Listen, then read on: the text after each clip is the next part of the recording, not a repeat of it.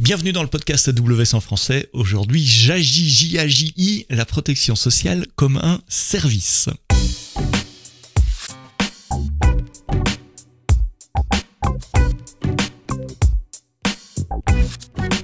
Bonjour, bienvenue, merci de nous écouter, de nous télécharger tous les vendredis, rendez-vous hebdomadaires, vous êtes de plus en plus nombreux à nous écouter, merci de vous abonner, de vous réabonner dans les applications de podcast, Spotify, Deezer, Apple Podcast, Google Podcast, vous êtes nombreux à nous écouter sur le site web aussi, vous savez qu'il y a des applications de podcast qui peuvent télécharger, comme ça vous pouvez nous écouter offline quand vous êtes en voiture ou sous la douche ou en train de faire le jogging. Le podcast AWS en français, une semaine sur deux avec des clients, des partenaires AWS pour parler de leur retour d'expérience. Aujourd'hui, J-A-J, J-A-J, protection sociale à ce service. J'ai le plaisir d'être accompagné par Quentin Sauvé, CEO de J-A-J, et Joey Alves, CTO. Messieurs, bonjour, merci d'être là. Dites-moi, J-A-J, c'est quoi ? Bonjour Sébastien, en tout cas, ravi d'être avec toi aujourd'hui. Donc J-A-J, c'est quoi ? Assez simple. J-A-J, c'est un projet de reconstruire une mutuelle de la feuille blanche. Une mutuelle, non pas du secteur de l'assurance, mais une mutuelle de la protection sociale. Et reconstruire de la feuille blanche, c'est reconstruire du sol au plafond en intégrant l'intégralité de la chaîne de valeur d'une complémentaire santé. Et en reconstruisant tous les outils pour pouvoir le faire. Mais c'est une nouvelle société ou c'est une branche qui vient d'une mutuelle existante qui s'est dit on va faire un service digital transformé, moderne, 21e siècle, ou vous partez vraiment de rien ? Alors, on est vraiment parti de rien, on est parti de la feuille blanche, mais on est en lien stratégique et financier avec un groupe de protection sociale, qui est le groupe Clésia, qui nous a fait confiance pour lancer ce projet de la feuille blanche et sur une approche hors sol, tant sur le plan organisationnel que technique, parce que la société est effectivement indépendante. Ah oui, donc c'est pas que l'informatique qui part d'une feuille blanche. Vous créez une nouvelle mutuelle from scratch. Exactement. Au démarrage, avant même de penser à ouvrir des instances sur AWS, il fallait d'abord qu'on trouve des chaises et des bureaux. Les gens ils connaissent le métier de la protection sociale. Exactement. C'est quoi les spécificités du métier de protection sociale parce qu'on est tous habitués, évidemment, on interagit avec notre mutualité, la sécu, etc. Mais ça veut dire quoi en termes informatiques ? Alors, en termes informatiques, c'est un métier d'ingénierie financière et sociale. Parce que le métier, je dis bien de la protection sociale et non pas de l'assurance, parce que le métier de l'assurance est un métier purement d'ingénierie financière. Le métier de la protection sociale, il vise d'abord à protéger. Et pour le faire, il y a effectivement des contrats d'assurance, en l'occurrence dans notre cas des contrats de complémentaire santé, mais également toute une logique et une approche d'accompagnement tout au long de la vie de nos adhérents. Donc techniquement, ça veut dire quoi ? Ça veut dire avoir des outils pour pouvoir vendre des contrats d'assurance par différents canaux, interagir avec des prospects, interagir avec des futurs clients. Ça veut dire également de gérer ces contrats. Donc quand on parle de gérer un contrat en assurance, c'est calculer et encaisser des cotisations, c'est payer des prestations, calculer le remboursement de prestations en lien avec la sécurité sociale, qui est le premier intervenant dans la chaîne de remboursement des adhérents. Nous, on intervient en tant que complémentaire, donc le mot est justement choisi, on est en complément de la sécurité sociale. Donc techniquement, ça veut aussi dire que on intervient sur base de flux techniques qui viennent de la sécurité sociale et sur lequel on va pouvoir nous opérer notre métier de complémentaire santé. Et ça veut dire qu'il y a une partie du métier qui est très proche du métier de l'assurance. Vous devez calculer des risques et calculer des primes, enfin un prix que vous allez faire payer à vos adhérents en fonction des risques. Et il y a un métier plus d'accompagnement tout au long de la vie d'une personne, tu l'as dit. Et puis techniquement, il y a beaucoup de flux avec différentes personnes, des paiements, donc c'est lié à la finance également. C'est tout ça qui se combine. C'est clairement un métier qui combine beaucoup de complexité. On sait que les métiers de la finance, et notamment sous l'angle technique et technologique, génèrent énormément de complexité et attirent et animent beaucoup d'ingénieurs pour trouver des solutions techniques. parce que des moteurs de calcul, des moteurs qui permettent aussi de traiter toute cette donnée et de la traiter de manière la plus complète possible, parce qu'elle va servir à différentes choses. Elle va servir à faire le métier qu'on fait, encaisser des cotisations, payer des prestations et accompagner nos adhérents. Mais elle va aussi servir à restituer de l'information à des instances réglementaires. On a la CPR, qui est extrêmement demandeur de données sur le sujet, et puis toutes les structures, on va dire, un peu plus comptables et fiscales, qui attendent également beaucoup d'informations et de flux. Donc cette donnée, elle est extrêmement précieuse, et on doit savoir bien la traiter et bien la manipuler. C'est un métier extrêmement régulé. Vous allez vendre, ou vous vendez déjà J'agis sous votre marque, ou vous construisez un système en marque blanche pour d'autres mutuelles, vous puissiez utiliser vos systèmes informatiques et votre métier? Alors là, Sébastien, vous rentrez tout de suite dans nos secrets, c'est génial. Évidemment, dévoile pas de secret. Non, c'est juste pour comprendre si vous construisez un business pour vous, ou si vous... Parce que j'ai commencé en disant à ce service. Donc à ce service, ça implique que vous vendez ce service à d'autres mutuelles. Exactement. Alors, J'agis, c'est une nouvelle mutuelle qui dispose d'agréments, qui distribue aujourd'hui ses premiers contrats auprès des TPE, PME, du Syntec, de la publicité, des experts comptables, et bientôt plus largement à d'autres publics. Et donc, on a construit notre propre plateforme pour le développement de J'agis. Sa marque, son engagement, son modèle, auquel on tient extrêmement fort. Et derrière ce modèle-là, on a construit une plateforme qui, elle, peut servir des gens qui aussi portent notre ADN. En l'occurrence, il y a encore 350 mutuelles sur le marché, dont le métier est aussi de faire de la protection sociale. Et donc, on s'est dit que c'était pas idiot que la solution qu'on déploie, elle puisse pouvoir servir à d'autres sur le moyen long terme. On va dire que on est notre propre laboratoire pour se tester. Et donc, on a effectivement pensé dès le démarrage de cette construction, une construction technique qui permettra, sur le court terme maintenant, de mettre à disposition d'autres acteurs assureurs la plateforme technologique pour adresser l'ensemble de la chaîne de valeur qui est la leur. C'est important cette distinction, parce qu'on ne construit pas un système informatique de la même façon quand c'est juste pour soi ou quand c'est pour le vendre comme un service. Donc la distinction est intéressante. Vous avez fait le choix du cloud. On est dans le podcast AWS en français, il n'y a pas de surprise. Vous êtes sur AWS. Pourquoi le cloud pour ce genre de métier? Écoutez, la réflexion initiale de J'agis, on est allé explorer, on est allé écouter pour répondre à une question qui était quel avenir de la protection sociale à l'aune des nouvelles technologies. Et cette question, elle est extrêmement large. On a l'IoT, on a le big data, on a le cloud, on a la blockchain. Il y a vraiment beaucoup de choses. Donc on est allé. Mais la blockchain, exactement. On est allé avec Joe. On est allé rencontrer des gens sur ce secteur et on a rencontré notamment à l'époque AWS pour répondre à cette question. Et la réponse était la technologie, ce qu'elle va nous apporter d'abord pour le secteur de la protection sociale, c'est un vrai accélérateur pour bien refaire le métier. Et le principal accélérateur, c'était le cloud. Le cloud, non pas pour sa vertu, on va dire, infrastructure, qui permet de déporter les serveurs dans ce fameux nuage, mais le cloud dans son intégralité, à savoir ce qui va nous apporter d'abord en termes de sécurité. Ça, c'était le premier point qui nous avait marqué, notamment dans l'échange avec AWS. Ce qui va nous apporter évidemment sur les flexibilités apportées par le cloud en termes d'architecture, de coûts et de pilotage un peu plus flexible de nos infras. Et puis le troisième volet, c'est vraiment la partie servicielle, où là j'ai été ravi. Alors moi je suis pas un technicien, je viens pas du métier de la tech, mais j'ai découvert que un principe assez simple, c'est que la technologie, elle est sur étagère et ce sont des briques de Lego et que c'est à nous d'avoir de l'imagination pour les assembler. Donc c'est pour ça qu'on a fait le choix à l'époque du cloud et d'AWS qui nous apportait des réponses à la fois en termes de sécurité, qui était le premier point de départ aussi pour des acteurs de l'assurance, et puis ensuite en termes de performance, de champ des possibles en termes technologiques aussi sur les services. Alors quand on parle mutuelle, moi j'associe ça au monde de l'assurance, de la banque, et je vois les systèmes comme de core banking, enfin de corps de métier qui tournent sur des mini ou sur des mainframes AS400.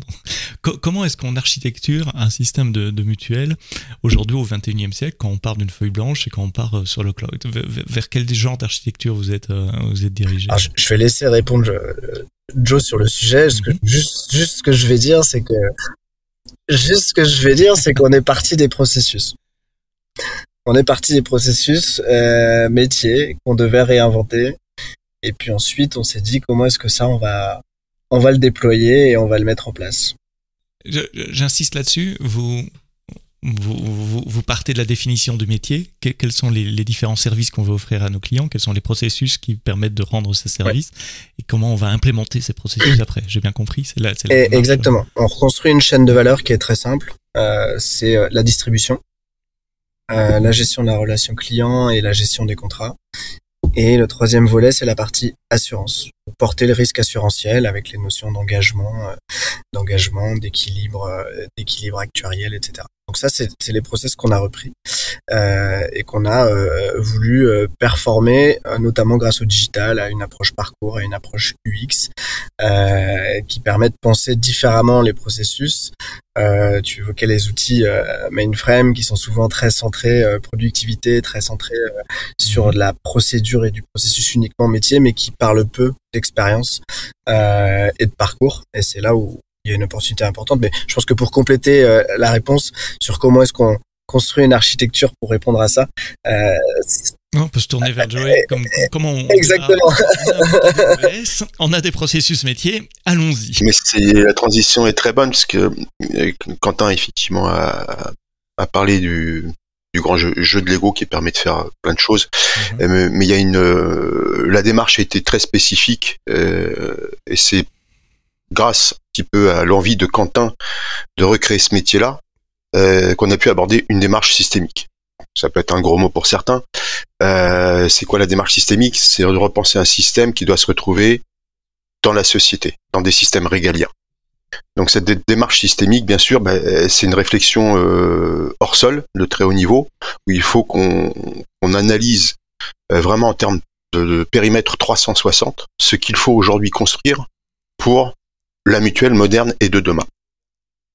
Et c'est vrai que le cloud et ses architectures de microservices, pour le coup, c'est vraiment la boîte à outils idéale pour cette démarche-là. Mais la démarche a vraiment été une réflexion systémique. Comme Quentin l'a dit, il fallait recréer un métier. Il fallait recréer un métier moderne. Lorsque Quentin m'a parlé du sujet, j'ai été un petit peu interloqué parce que pour refaire une mutuelle aujourd'hui, c'était recréer de la valeur. Recréer des métiers, mais surtout pouvoir recréer de la valeur et redistribuer. Au sens où Quentin imaginait le projet, il fallait créer de nouvelles valeurs autour de la gestion de la complémentaire santé, aussi bien dans sa fabrication que dans son usage.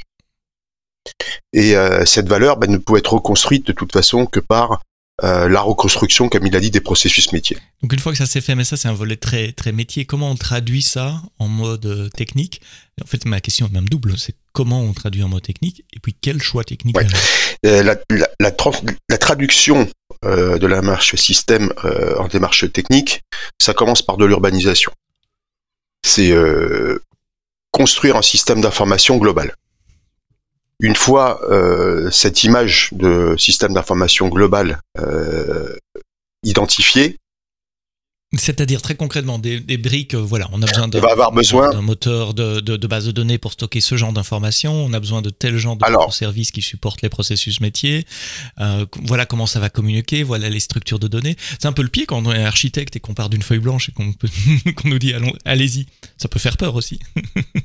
Quentin m'a offert un terrain de jeu absolument fabuleux, c'est comme tu viens de le dire, c'est absolument génial. Comment est-ce qu'on construit ce nouveau métier? Comment est-ce qu'on transforme un secteur? La première chose, c'est le sang du système, comme dans tous les systèmes, c'est la data. Voilà.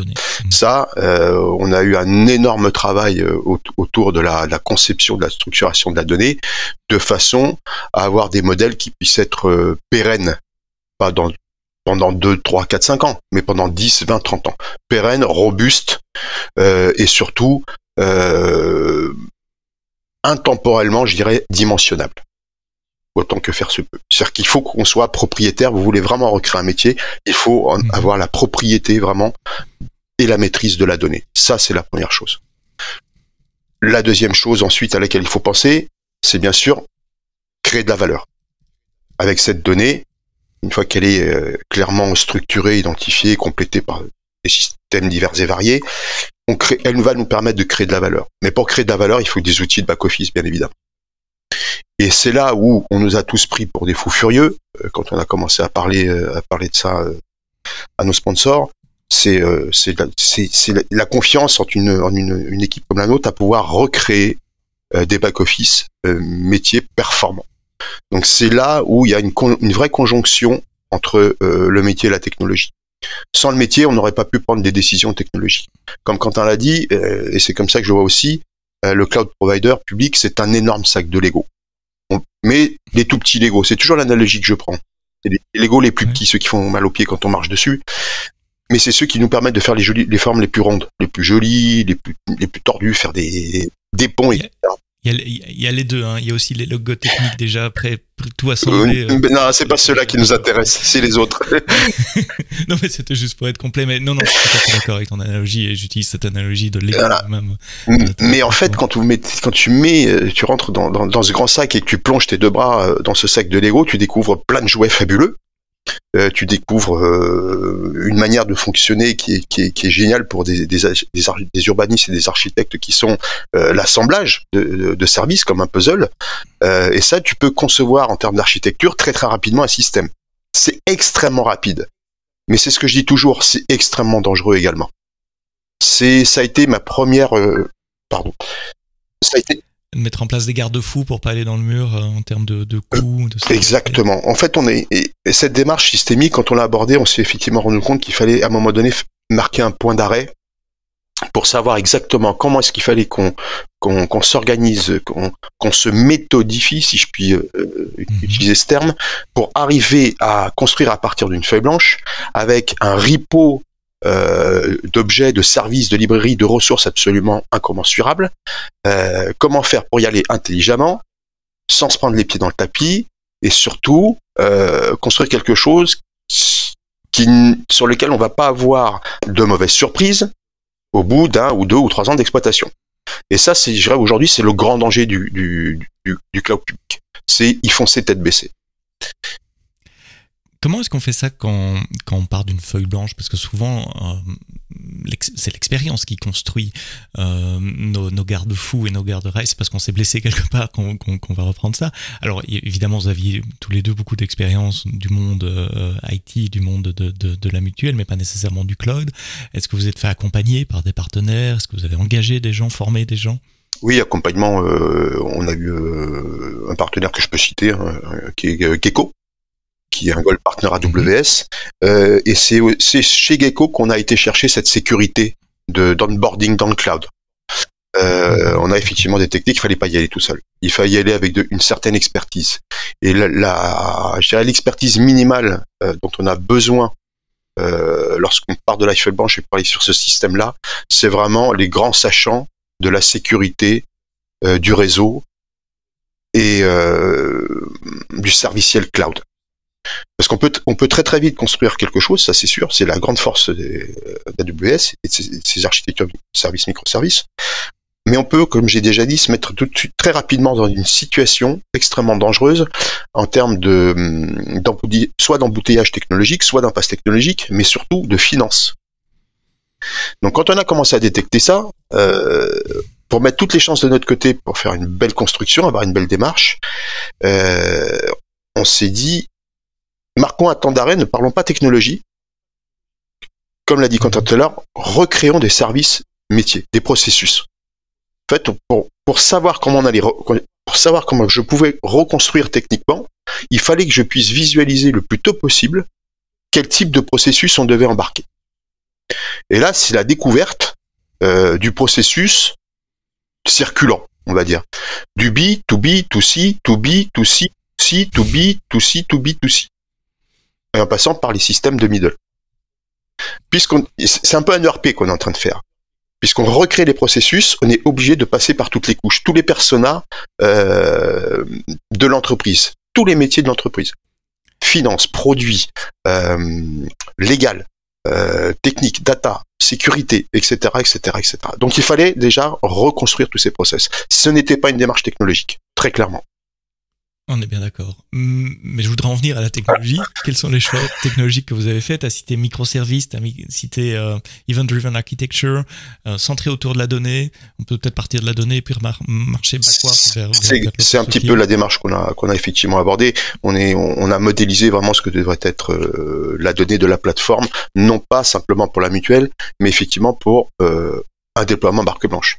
L'idée nous est venue très rapidement avec Quentin. Je dis ce qu'on va faire pour nous. Pourquoi ne pas le mettre sur le marché en expliquant pourquoi aux autres, pourquoi on a fait ça. Il y a un vrai ADN derrière cette histoire. Il y a une vraie notion de transformation régalienne, si je puis dire. Donc, est-ce que vous avez fait des choix structurants en matière d'architecture? Oui, toujours avec l'aide d'AWS. Une fois que les process étaient montés, on a commencé à câbler les Legos, à choisir dans cet énorme sac qu'est AWS avec un lead DevOps. On fait des choix. On pose nos besoins et on regarde tout ce qui est mis à disposition chez AWS. Et là, on va faire. Et donc, quels sont ces choix? Alors, on va faire des choix qui vont être orientés sur du standard, de la sécurité et le FinOps. Pourquoi le standard? C'est-à-dire... Pour ne pas réinventer la roue. On va pas bêtement, par exemple, je ne vais pas choisir un moteur de SGBDR transactionnel qui n'existe que depuis 2 ou 3 ans, même s'il a un très bel avenir devant lui. Je ne vais pas partir sur des bases de données NoSQL pour faire des plateformes hyper transactionnelles. Donc là, on commence à éliminer les possibilités. On va sur la marketplace AWS et puis on trouve qu'effectivement, sur la marketplace AWS, les standards sont là. On a du SQL Server, on a du Postgre. Donc là, on crante un peu la sécurité. Ce sont des SGBDR qui sont traditionnels, qui sont bien couverts en termes de sécurité. Les services managés amènent en plus ces couches de sécurité complémentaires sur les architectures sur AWS. Mais surtout, je me suis perdu dans mon déroulé. Là où je voulais en venir, c'est lorsqu'on a fait ce choix d'abord technologique, ensuite par la sécurité, vient le choix financier. Notre démarche est toujours assise sur le FinOps. Ça, c'est intéressant parce que beaucoup de clients partent l'approche FinOps après une migration ou après un déploiement initial, etc. On construit d'abord et puis on essaie de rationaliser. Ah, mon Dieu. Ici, j'ai l'impression que c'était mis dès le départ dans l'approche d'essayer de rationaliser les coûts en même temps que vous conceviez l'architecture. J'ai bien compris. Oui, tout à fait. En fait, c'était un petit peu l'expérience qui m'a conduite à ça et à le proposer à Quentin. Le lift and shift pour après analyser les coûts, 8 fois sur 10, ça fonctionne pas. Parce que malheureusement... Mais ici, c'était pas un lift and shift, vous partiez d'une exactement. feuille blanche. Donc, les lift and shift, on déménage, on se pose autour de la table, on essaie de réduire les coûts, c'est complexe. Nous, encore une fois, feuille blanche. Donc, FinOps by design. On était security by design, service by design, data centric by design. Et ben, on va rajouter FinOps by design sur la feuille blanche. Donc ça faisait 4 angles, 4 perspectives à analyser quand vous faisiez vos choix techniques. La sécurité, le FinOps, le data et l'approche service. Voilà. C'est ça. C'était les 4 contraintes que vous étiez fixées. Alors, plus choix. Que des contraintes, c'est vraiment des axes de réflexion, pas des contraintes. On s'est dit, sur ces sujets-là, il faut qu'on soit les meilleurs élèves de la planète. Puisqu'on part d'une feuille blanche, on s'est dit, autant pas se louper, autant adresser tous les sujets, autant que faire se peut dès le début. Et le sujet FinOps, avec Quentin, on a approché le sujet FinOps chez AWS, c'est-à-dire la possibilité de voir en temps réel, au centième de centime près, la consommation d'un service et les systèmes de reporting financier là-dessus. Moi, j'ai eu d'un seul coup, j'ai eu un rêve de plusieurs années qui venait de se concrétiser. Et l'idée, c'était au final, et ça, je sais qu'on est très attaché à ça avec Quentin, on va pouvoir dire un jour, lorsque vous souscrivez à nos pairs, lorsqu'on souscrit un contrat chez Jagi, je vais vous dire n'importe quoi, hein, par exemple, notre canal de souscription, il nous coûte 2,37 €. Voilà. Ce qui est très difficile à faire avec une infrastructure on-prem. Quentin, tu voulais ajouter quelque chose sur cet aspect finance? Ouais. Moi, comme je vous dis, j'ai pas vu la vision technique. J'ai mené des projets aussi informatiques et le sujet des coûts informatiques quand les infras sont plutôt dans l'ancien monde, c'est souvent des espèces de nébuleuses où moi en position on va dire plutôt de financier sur les projets où il fallait mettre des euros dans des cases. Quand j'ai découvert qu'on pouvait montrer en temps réel des graphes avec l'évolution des coûts et qu'il y avait des logiques de pilotage de saving plans, etc. Et que j'ai quand même derrière, on a des investisseurs rationnels et qu'on cherche à créer de la valeur certes, mais aussi de la performance. Ça a été aussi un point où je me suis dit, là, Joe, c'est non négociable, ce sujet-là, il doit être au cœur de notre construction, parce que notre assurance vie, c'est la valeur métier, mais c'est aussi la valeur économique que dégagera cette plateforme. Voilà, donc ça a été un petit déclic et j'attends avec impatience le moment où je vais pouvoir la présenter à d'autres directeurs financiers qui seront ravis de voir que finalement les coûts informatiques c'est pas si compliqué. Mais en plus, Sébastien, pour la petite anecdote, on en parlait hier avec Quentin, à chaque fois qu'on se remet derrière nos budgets, nos projections avec Quentin, je me pose toujours, j'ai toujours le même réflexe quand je vois les chiffres et les projections, j'ai toujours le même réflexe, je dis mais Jo, mais qu'est-ce que t'as oublié? J'ai encore Parce que c'est pas assez. Je viens d'un monde complètement sclérosé des systèmes d'information, surtout quand vous adressez des systèmes de ce type-là, finance, assurance, mutuelle, etc., etc. Donc, on n'a plus le recul nécessaire pour se dire, mais normalement, ça devrait coûter combien? Là, on n'a pas eu à faire la démarche de se poser la question, puisqu'on a fait partir de la feuille blanche. Et comme on avait ces outils, entre guillemets, de mesure, avec les abacs de projection des différents coûts à la consommation, on a fait nos projections. Mais même en se mettant des marges de sécurité, on arrive à des... et là, je le dis mais avec un sourire phénoménal sur le visage, on se retrouve avec des coûts d'exploitation, on se pose la question. Qu'est-ce que Est-ce qu'ils sont alignés à vos projections? Est-ce que vos projections étaient correctes? Oui, pour l'instant, c'est des règles de 3, c'est de la consommation à l'usage, donc c'est facile à projeter. Et ça, pour moi, en termes d'architecte, entre guillemets, urbaniste, se dire que pour chaque composant, on va pouvoir, en termes même d'OPEX, identifier le coût en temps réel, à la minute, à la seconde, ou à l'usage, ou à la personne, d'une ressource ou d'un système, mais c'est la réalisation d'un vœu pieux depuis des années. Ce qui vous permet de définir la valeur business également et peut-être de pouvoir vendre la plateforme au juste prix en marque blanche. Ça fait partie du business model, de connaître les coûts de... Je vais laisser répondre Quentin. Oui, clairement, si on prend entre guillemets le dark side du monde de la protection et de l'assurance, c'est un marché de volume et de marge et de coûts. Les coûts informatiques, les coûts de gestion, les coûts de distribution en assurance, c'est ce qui fait qu'on va avoir la possibilité ou non de faire des tarifs qui seront dans le marché, parce que c'est un impondérable.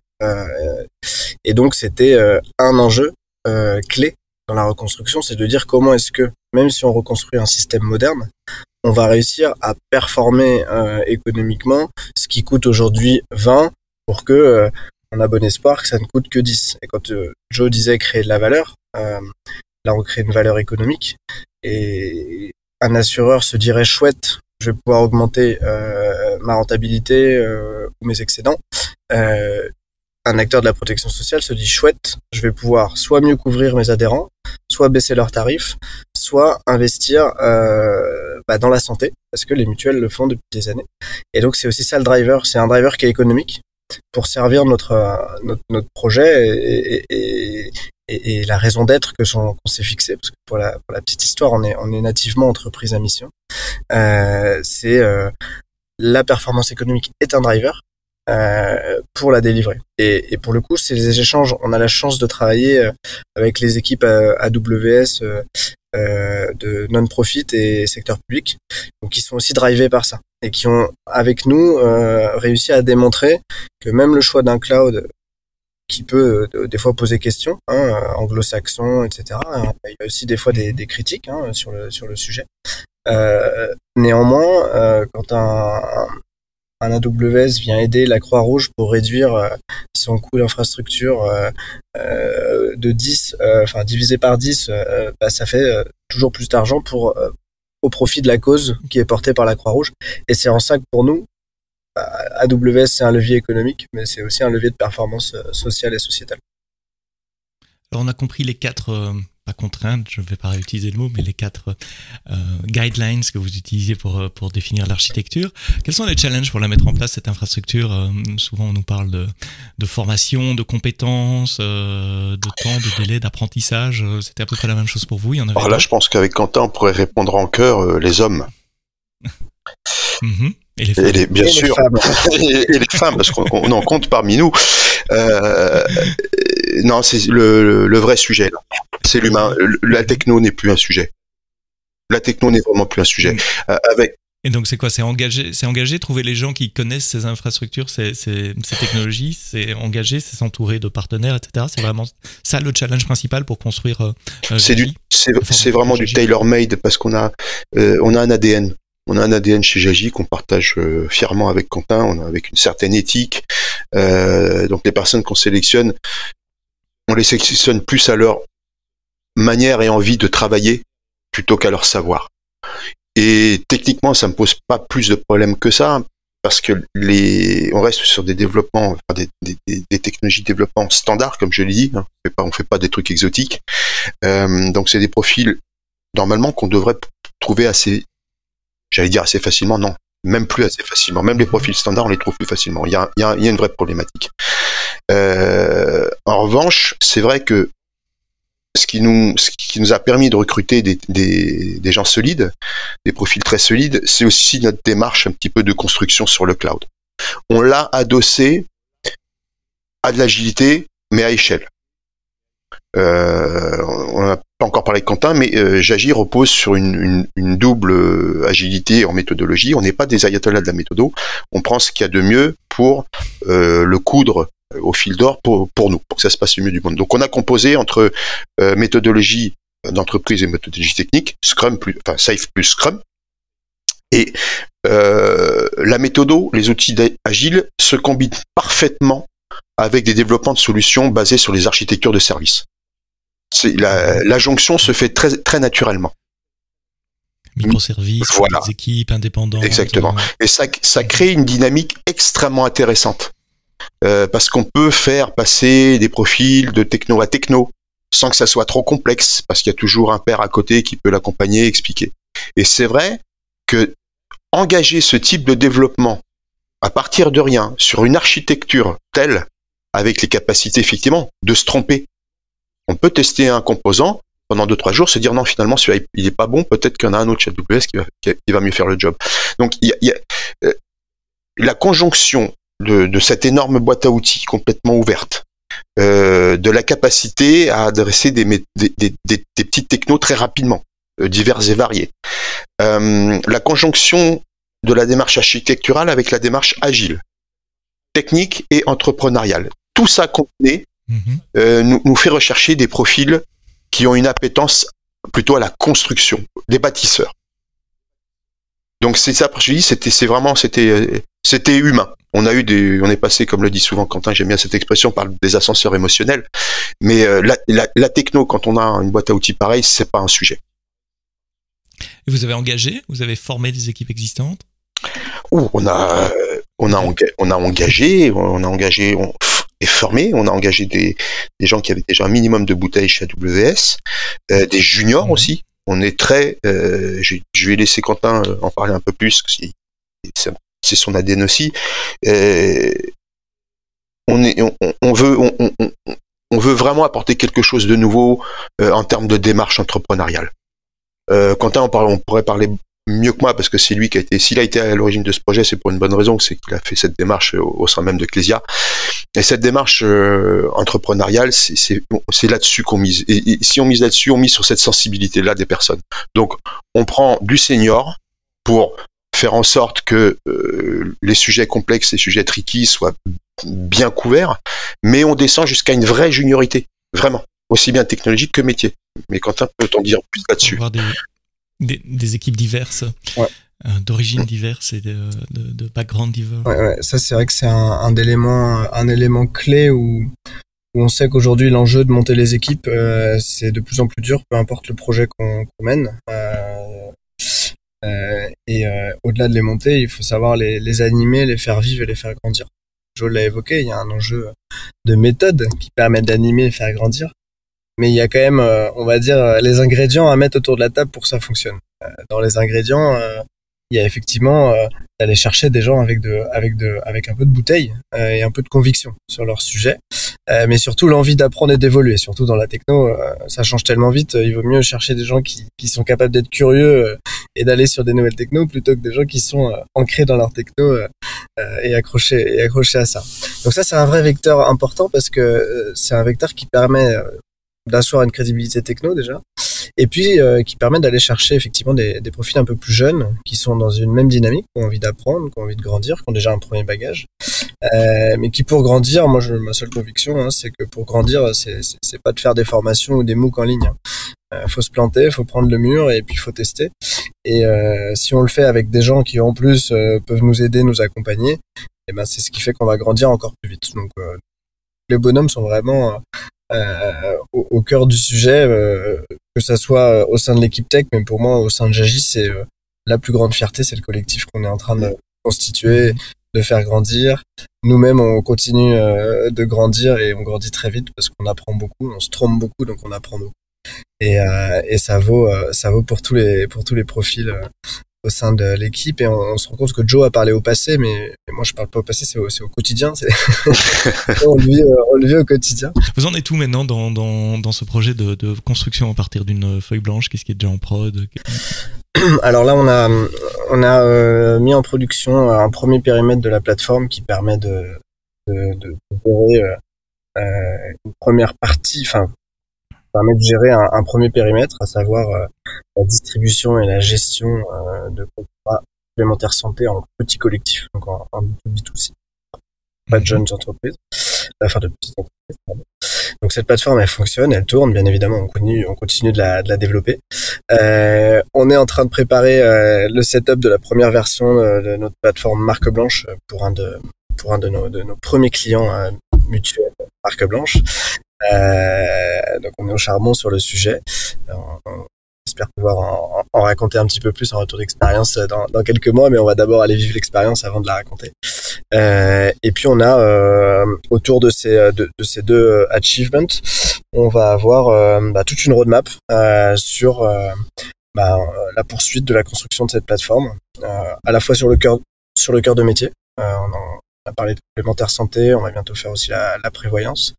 Et puis sur ce qu'on va aussi bâtir et enrichir, à savoir toute l'offre, ce qu'on appelle chez nous de santé responsable, qui vise à accompagner nos adhérents et nos ayants droit dans leur parcours de vie, avec différents types de services et de solutions qui leur permettront de prendre soin de leur santé et de celle des autres, parce que c'est une logique aussi assez collective. Est-ce qu'il y a des choses que vous voyez, pour laquelle vous avez une vision pour le futur, auxquelles vous n'aviez pas nécessairement pensé au début, mais maintenant que vous êtes dans le cloud, vous voyez les différents services, cette fameuse boîte à Lego dont on a parlé, avec plus de 200 services qui vous donnent des nouvelles idées, dire tiens, on pourrait aussi faire ça, ou ça serait aussi possible de faire ça. Est-ce que c'est aussi un axe d'évolution? On a énormément d'idées qui vont notamment aussi être alimentées par la data, qui, on l'a dit tout à l'heure, c'est au cœur du système. Et cette data, on veut l'exploiter dans une approche Blue Button. Comment est-ce que cette donnée c'est de la valeur pour nos adhérents et on peut leur créer de la valeur avec leurs données. Et donc là, le champ des possibles, il est extrêmement large. Il y a des sujets autour de valeur métier qu'on va pouvoir créer. On va parler de détection de fraude. On va parler d'accompagnement dans les parcours de soins. La data va pouvoir parler et nous aider à être encore plus au contact de nos adhérents. Et en plus, cette démarche de service, pour compléter ce que vient de dire Quentin, elle apporte quelque chose d'assez terrible au quotidien. J'adore cette phrase de Quentin que je vais récupérer aussi. C'est l'ouverture des chakras. Quand on a une démarche pareille et qu'on a aucune limite à créer.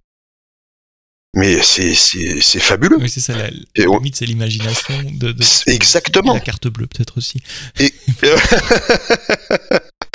en effet. Mais et je pense que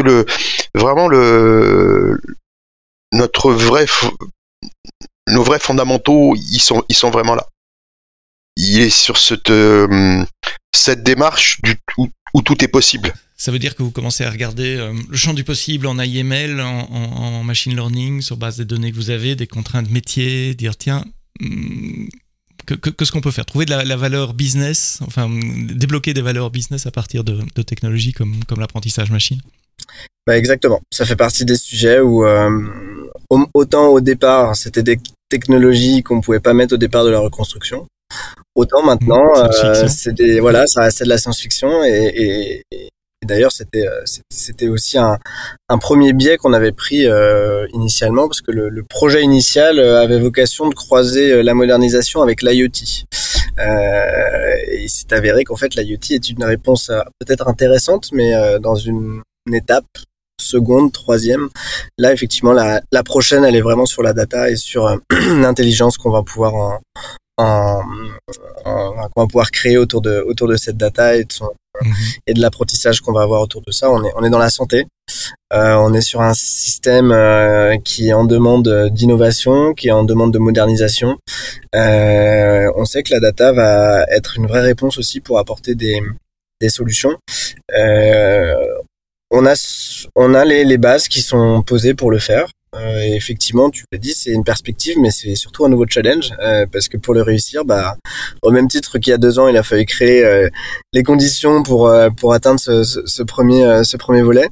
Là, il faut qu'on recrée ces conditions-là en termes de compétences, en termes de techno, parce que pour moi, l'ambition autour de la data, on peut en avoir, mais il faut avoir des personnes et des compétences qui vont répondre à cette ambition. Donc là, c'est ce que on en parlait avec Joe il y a pas si longtemps, parce qu'on commence à regarder les profils dont on va avoir besoin, et on s'est dit que le profil qu'on trouverait pourra déterminer le niveau d'ambition qu'on pourra se fixer sur la data. Pour donner un exemple vraiment concret de la force de cette data, par exemple aujourd'hui, si on prend l'état de l'art sur une mutuelle, la communication par exemple d'une mutuelle vis-à-vis des employeurs. Les employeurs, c'est quand même eux qui payent au moins la moitié de ta complémentaire santé. Et qu'est-ce qu'ils ont en retour ? Pas grand-chose. Des rappels à l'ordre quand les cotisations sont pas payées ou des choses comme ça, mais pas grand-chose de très constructif autour de la santé et pour l'entreprise. Le fait de détenir toute cette donnée très profonde, puisqu'on détient excusez-moi, j'ai pas dit RGPD by design, bien évidemment. Voilà. La plateforme détient cette donnée. Et la donnée, elle est extrêmement profonde, puisque ce sont toutes les données de santé de nos adhérents et de ses ayants droit. Il est très facile, j'ai pas peur de le dire, c'est basico-pratique de fournir à l'employeur une cartographie de la santé de son entreprise.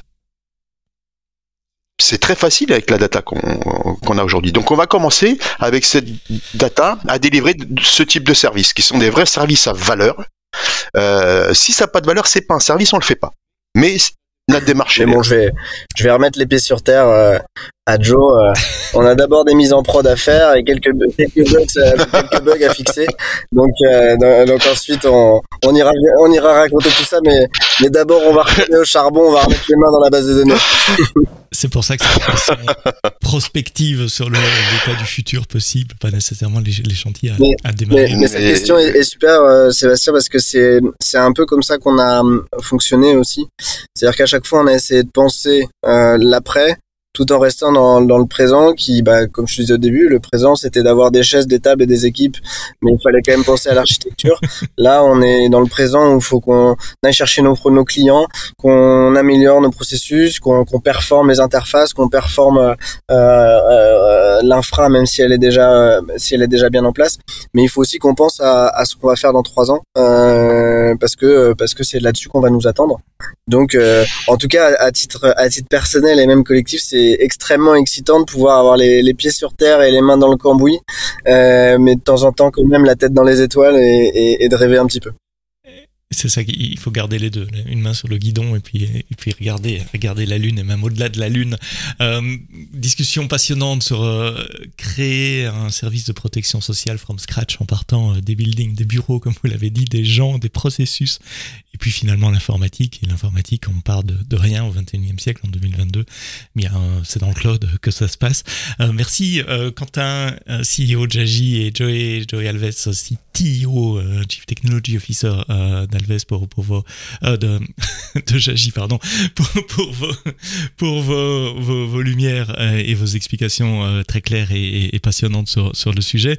Merci à vous d'avoir écouté le podcast AWS en français jusqu'au bout. Rendez-vous la semaine prochaine pour un nouvel épisode et d'ici là, quoi que vous codiez, codez-le bien.